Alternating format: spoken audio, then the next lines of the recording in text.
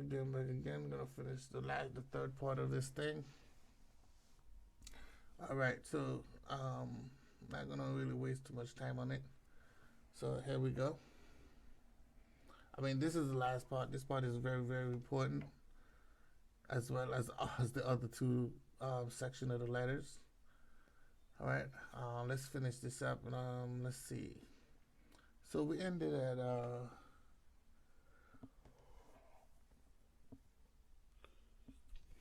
when they were talking about how Christianity was, infiltrated into Japan, and some of them got turned over, and they were even using the Asian people to destroy their temples and so forth, so forth. Same thing they did with Africa. Same strategy. Same strategy.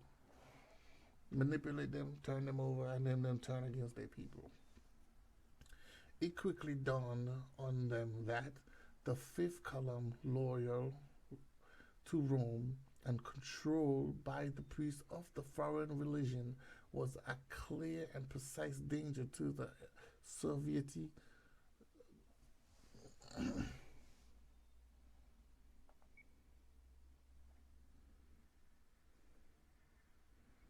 sovereignty of a newly uniformed Japan. And as I said, it's something they did to Africa people, the same thing they did to the Chinese people, not the Chinese people, the Japanese people. They manipulate them. They use religion to clearly control them. Right? They flip them. They flip them. Right? Once this is done, right? Once this is done, I'm highlighting it. Sovereignty of the newly united Japan under religion.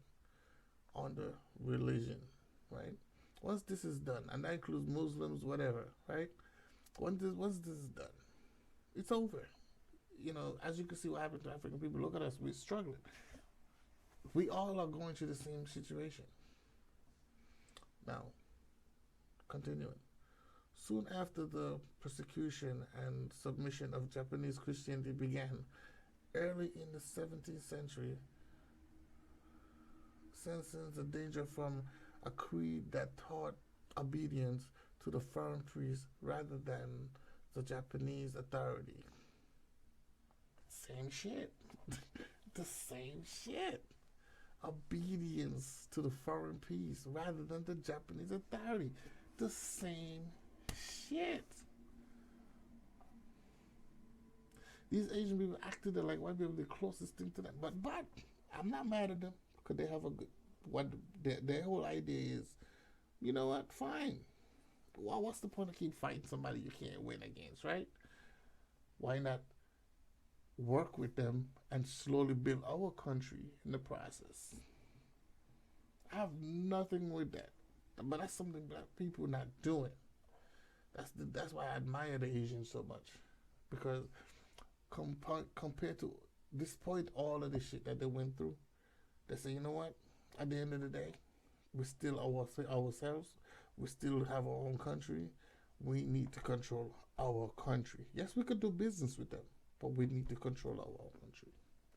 We should not allow them to make rules outside of our country. They can't come here and just tell us what to do. This is our country. All right, carrying on. All missionaries were ordered to leave. I mean, the damage is done. And all Japanese were ordered to register at the Buddhist temple. When the Japanese Christians took part in the rebellion,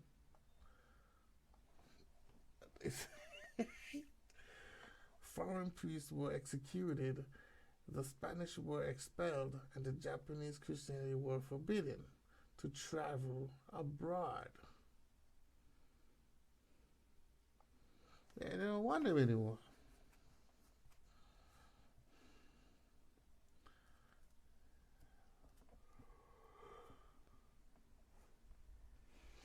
They don't want them anymore. After another rebellion, largely by the Christians, was put down, the Japanese Christians were suppressed, and their descendants were put under the close state surveillance for centuries. Therefore, Isn't this the same thing? But see, now to make it seem look like there's the victims. But isn't it the same thing that's happening to black people today? We've been suppressed, put into slavery, boom, boom, boom. Now we are Christians. Now they say they're putting us under. Now we are under their suppression of control. Christianity.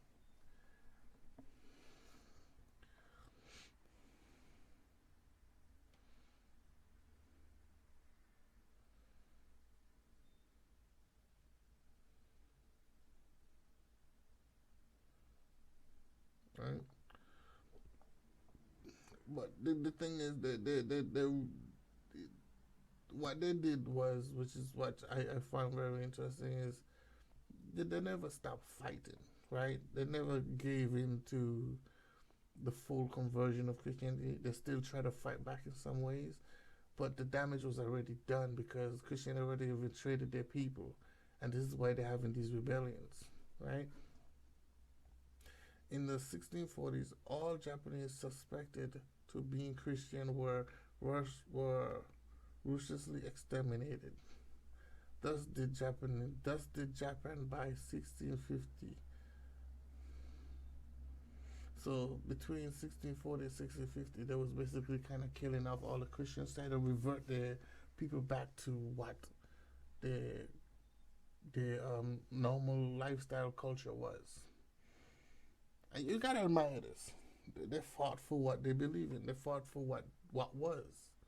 They didn't allow Christianity to completely change their mindset. You know, save itself from the first European attempt to mentally subvert, conquer, and colonize it. You cannot be mad at them. Like I just said, they did come in and succeed by turning at least I won't say half, but they converted a lot of people enough to where they had to actually go through. They had to actually had a rebellion, right? Where Christianity calls for rebellion.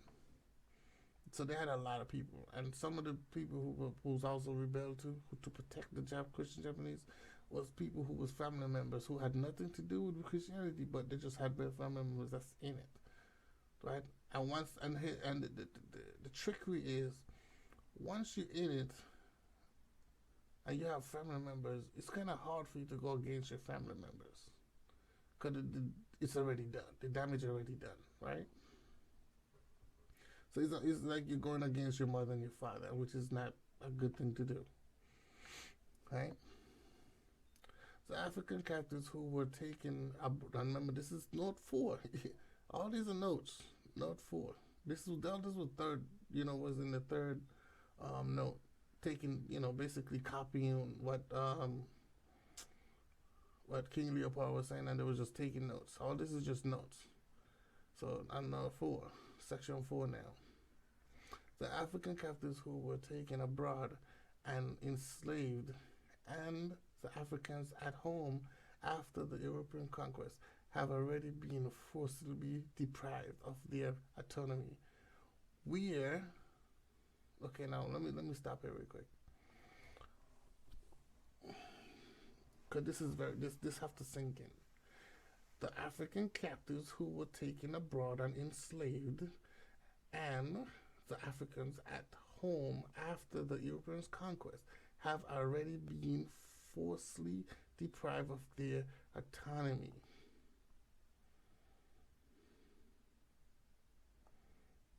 Have already been forcibly deprived of their autonomy, which means they're coming out of their, they're coming out of their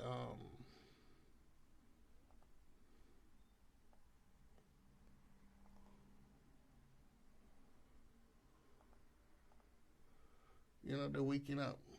They're waking up out of their the deprived mentality, right? Not the mentality, but the stress, the pressure of the forcefulness, the evangelism, right? Things starting to light up a little bit. They're starting to give them more freedom because they're already under Christianity control, so they're gonna do what they're supposed to do, They're already set to the robot farm, right? So they're gonna do what they have to do, right? You're not gonna get any better than that. So it ain't gonna be, they kind of they're still under the mentality, but they have the freedom to do what they want, right? They can have to like they can do what they want. They can just read a book. They can not go to work, but they still have to work, of course, because there's this stigmas on that. But they have a freedom to do it, right? There's no whips and forcefulness anymore, but they still mentally feel like they're bound to do certain things. We are in no political position to resist Christianization. As I said, they're still mentally, controlled by Christianity, but they just it's more like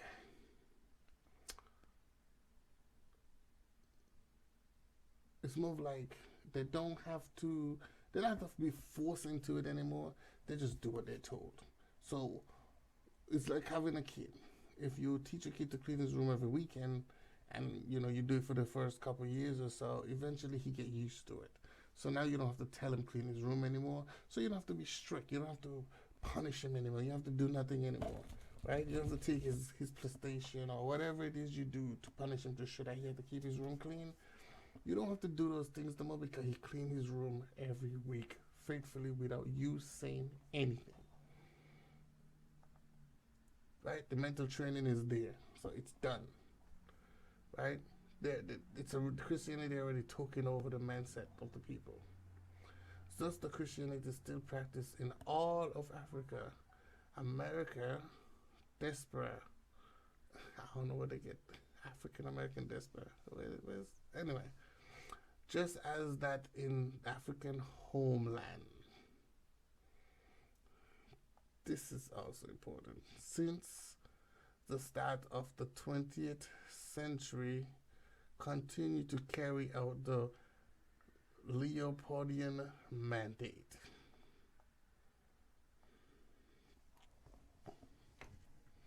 Let that sink in, people. Thus, the Christianity is still practiced in all of the African American diaspora, talking about America, and the different areas that they control and so forth, and the surrounding islands or people, if you want to say that, just as in African homeland. Since the start of the 20th century, continue to carry out Leopold's or Leopoldian mandate, King Leopold II mandate, right?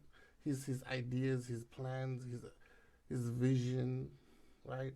It's still practiced throughout the 20th century. And we're 2021 now.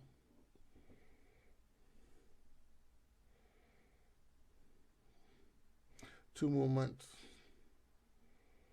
We're gonna be 2022. They don't have to force us to do these things more because mentally we're in it. A lot of us are waking up from it. And I would say a lot of people kind of acknowledging it, but just not waking up from it. It's more like, I know it's there, but I ain't trying to change shit. So they accept it for what it is. It's done. Hence, for example, now he's giving an example. Hence, for example, we as the white born again of the USA when in the US Navy ships in World War II sang. Praise the Lord and pass the ammunition,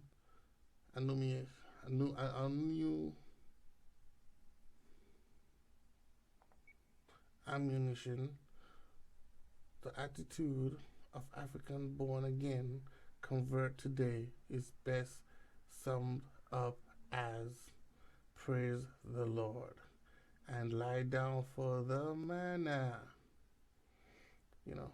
For this for the night that was hungry, give them manna. And as he said, let's sing the song Praise the Lord. Now this is a song the U.S. Navy ship in World War II sung. Praise the Lord. And pass the ammunition. The attitude of African-born converts today is best summed up as praise the Lord and lie down for the manna.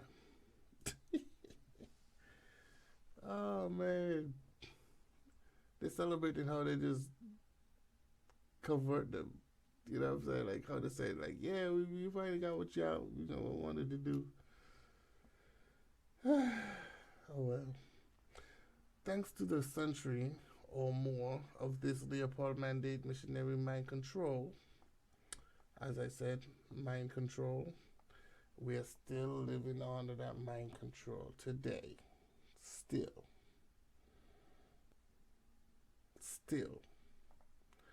African Christians are not an activist, self-helping economic engaged,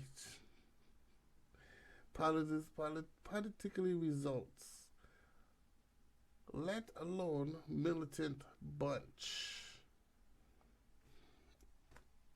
This is after 2020. He's saying for the 20th century, the results of everything that King Leopold pushed from since the 1883, and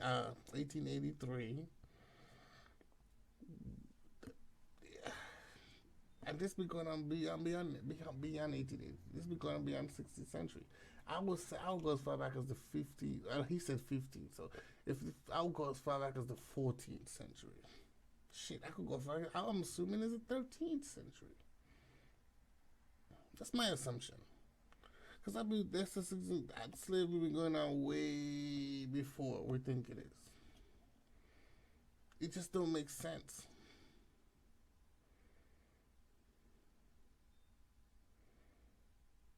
That's too much people.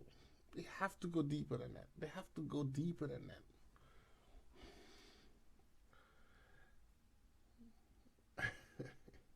We have no care for these things. We don't even want to. We talk about it, but whenever we add the action to it, and even if one or two people wake up to say to participate in any of these things, the majority of the people were like, I'm good. I like being a slave. I'm good. Hence, they're putting up with all the manner of mistreatment and exploitation by the misrulers. I mean, this is hurtful. Hence, they're putting up with all the manner of mistreatment and exploitation by their misrulers, whites and blacks.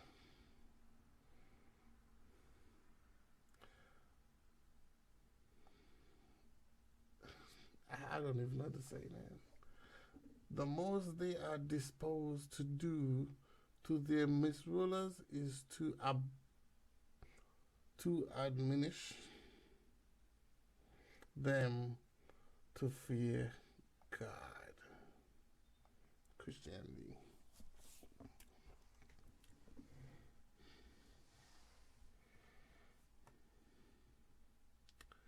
This is our power to free, for us to for us to liberate ourselves is to say fear God. The one thing that put us where we are.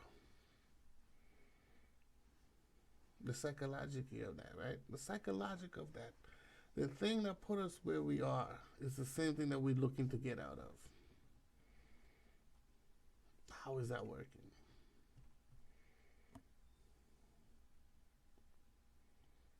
As one protester,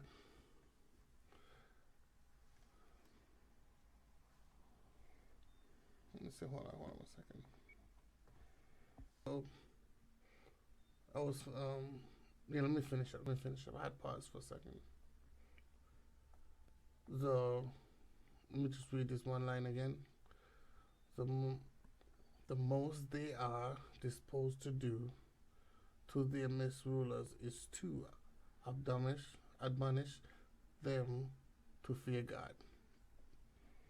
I mean, as they're speaking in the 16th century English, so of course, it's a little hard to, with my accent and everything, but they're basically saying that the only thing they're willing to do, or to fight back, or to revert back, or to gain some kind of liberation or anything like that is telling them to fear God.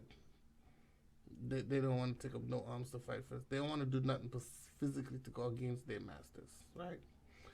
As one protester miserably placed card read in the last week, Lagos, no Lagos. This is in um, Lagos. This is in Nigeria, right? Demonstrate against the latest of the murderous fuel price hike by the OBJ misgovernment. Let's pause that real quick. I want to see. So, yeah, price hike by the OBJ misgovernment. I put a little thing there, so if anybody want to look it up, just type this, just type this in there, and you can get a little information about the OBJ misgovernment. It's the idea of an uprising to tame their misrulers is alien to the religiously appeared, which is a deal or intoxicated with, or as if with opium. So he's basically saying they're delusional, right? That's basically what he's trying to say. Frame of mind of the Nigerians. So OBJ, this guy was trying to liberate his people from, the mentality or the drug mentality, because that's the word he want to use. Drug mentality of religiousness, right? That's what he was trying to do. And he called them aliens. He called the colonizers aliens. The lesson in the contrast between an African that the Christian missionary brainwashed and subverted, and the Japanese were this brainwash and subversion for forcible prevented in a blunt, or I do what the word stark, right, and clear. Basically, he's saying that, what happened to the Africans,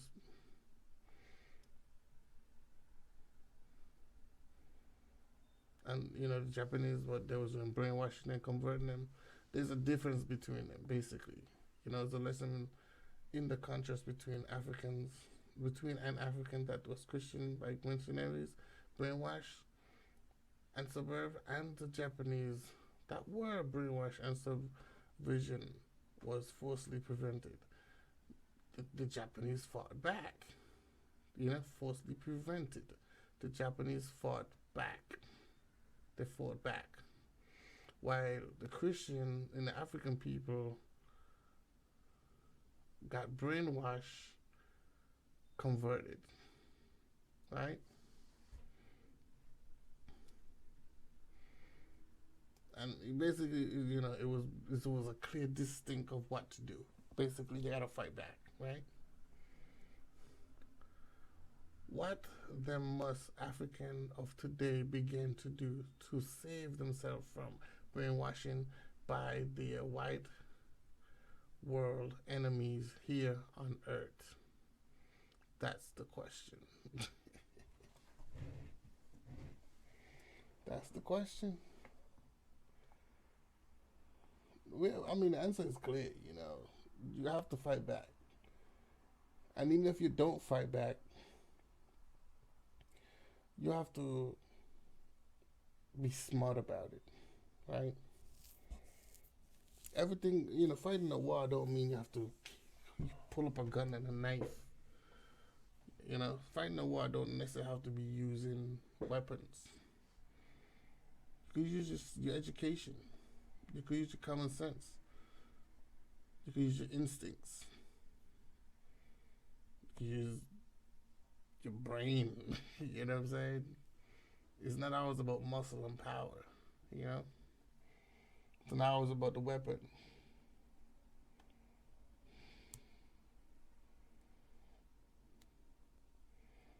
In this day and time, I don't have nothing. I can't say we can't work with white people, right? We can work with them. We can work with the Europeans. We can work with them.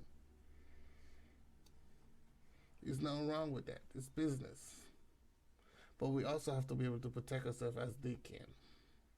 And until then, I guess I would say we have to lay low, but keep in mind who we are.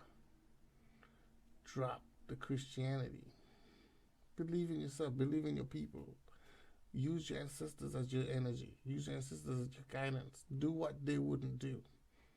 Change what they would change. Imagine what they would do if they was here now. And that's how we're supposed to live. I hope this was entertaining. I hope you guys learned a lot as I did. I still feel like I'm gonna use little sections of this because I gotta keep it relevant. Because I don't feel like this. Whatever is going on in this letter is presently what's still going on today. And we need to really take it seriously. We really need to look at ourselves. Read this letter. Look at ourselves and see how it relates to the way we live today. Everything that this letter says resembles everything that we're doing today. There's nothing different here. And this is back in the day.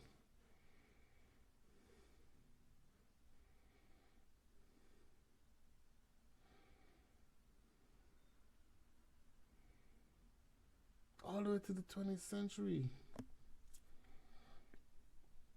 Somebody's quoting the 20th century for what we had to endure from the 18th to this, from the 20th, because we're still enduring it. So we could go back to the 9th century, I'm assuming. That's just my assumption. I'm assuming the 9th century, but let's say the 14th or the 15th was like maybe the main force of it. But I think I would go far as back to the 9th century.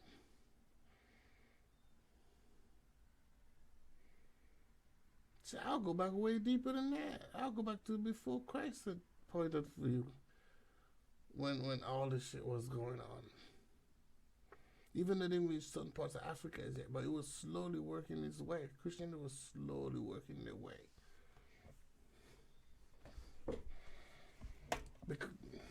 I'm going to say one thing. The Old Testament is not the same as the New Testament. Even though we coincide with the same kind of religious understanding, but it's not the same thing. The Old Testament is not invalid. Let me rephrase that. The New Testament is not even valid. The Old Testament is. Because the Old Testament is the book where that document what life was like before then. But they turn it into a religion. And it don't have anything to do with Christianity people. It's all about the Israelites. That's who the book belongs to. That's who they talk about. The New Testament have nothing to do with it. But until then, I appreciate you guys, following me through this whole letter. And, please take your time, go over it, read it. You could look it up online. The letter of, the letter from King Leopold II of Belgium to the colonial missionaries in 1983, or you could just type in King Leopold II letter to the colonizers. Whichever way you put it is going to pop up. It's easy to find. And read the letter. Now, you have a counter letter to this where one of our ancestors was responding to the letter. And I want to go over that letter and let you guys know what his response was. I'm not going to really break down the letter as much as I did with this one, but I'm going to highlight the most important specific quotes that he used to kind of to show how they was fighting against, and how some of the Africans have nothing to do with religion. It was just converted. They was converted. They was forced into conversion. All right, so appreciate it. Thanks for listening to me. And I'm still working on my craft. I'm not really good at this yet, though. trying to get this, this YouTube thing under control. But with practice comes with perfection.